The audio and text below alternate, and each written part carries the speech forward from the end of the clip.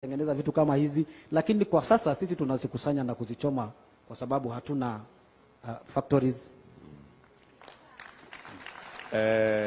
Bwana Maitei. Yes sir. Serikali hii ya Kenya Kwanza tunapendekeza ya kwamba tusiwe tu tunauza nyama, lakini vile vile tufanye biashara na ngozi, livestock products, ngozi, mifupa, sehemu zile zingine zote. Na tungependa tukubaliane na nyinyi ya kwamba vile tumejenga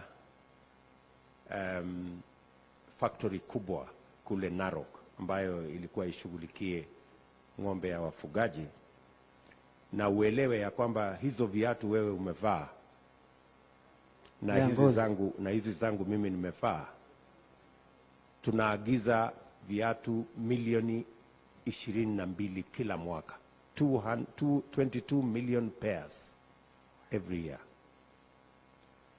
Na hata ukifanya hesabu yako, kiatu moja ni shilingi karibu 3,000-4,000. Ndio.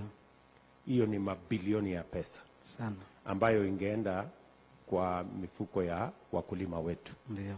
So sisi tunapendekeza ya kwamba mbali na ng'ombe zinazouzwa live ambazo zinatoka nje ya nje, tunachinja ng'ombe milioni 3 kila mwaka hapa Kenya.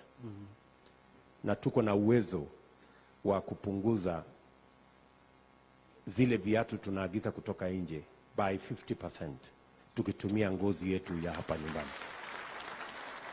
So nakuuliza, muko tayari tushirikiane? Kwa sababu kuna sehemu pia wakulima itafaa waungane na serikali. Njia moja, wengi wenu mnaweka alama ndio kwa ng'ombe. Ndio. Mnachoma ng'ombe ngozi, mnaweka alama ya ukoo, alama ya mtu binafsi. Hiyo alama mnaweka kwa ng'ombe inaharibu bei ya ngozi. Aha. So muko tayari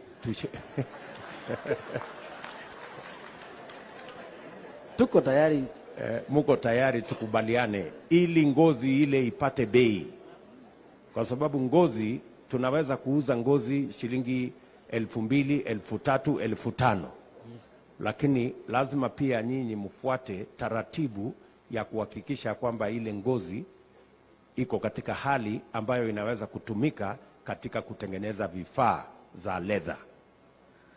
Mimi kwa maoni yangu na kwa maoni ya wakulima najua ya kwamba itawezekana, tutaacha. Ingawa mingi zitakuwa zikipotea, lakini no, tutaziacha. Tutakubaliana mahali ingine mtaweka alama mahali ambayo ngozi haihitajiki.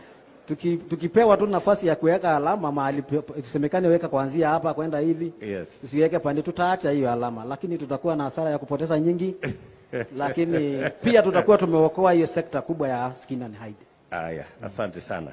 Karibu. So nafikiri wacha nimalizie hapo, na tumechukua yale umesema kusema mnataka ng'ombe zenu ama mifugo yenu ikiliwa na wanyama mupate compensation.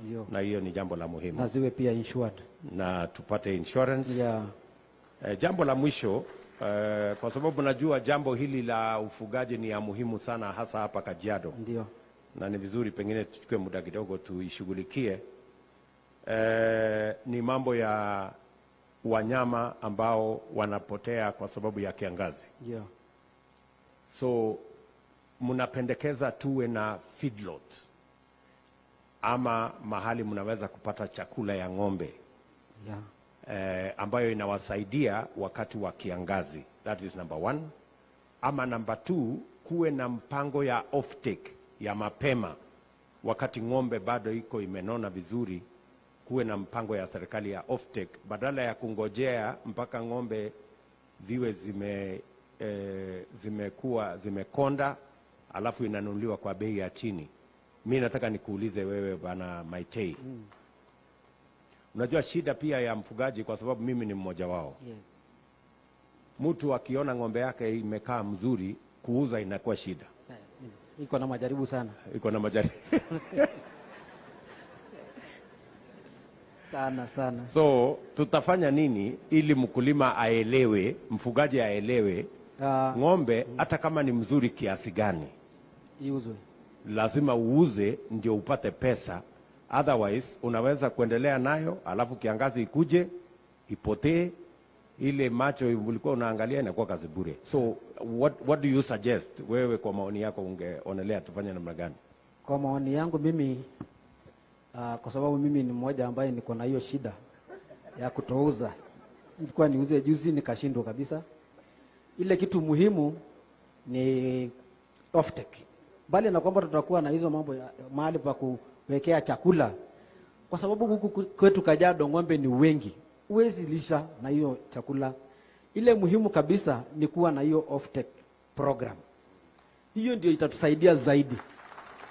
Iwe tu kuna wakati fulani itafika, matangazo yawekwe kila mahali kwamba mwezi ujao tutakuwa na program ya offtake Kajiado County. Basi wale ambao wanajua wale ambao watakuwa wameguzwa roho wasiwe na hiyo temptation, wanaachilia. Okay, Ole Maitei. I don't know kama viongozi hao wengine wako na maswali kidogo, utatuia radhi We are not interviewing you, we are just trying to get. Hakuna shida hiyo, Your Excellency. Habari. Mzuri sana sir. Okay. Mimi na swali moja ama mbili. Kenya Meat Commission. Yes. KMC. Uhusiano wenu na wao sahihi uko vipi? Hakika hiyo si hatuna, hiyo kwa polisi. Hiyo ilituacha kitambo.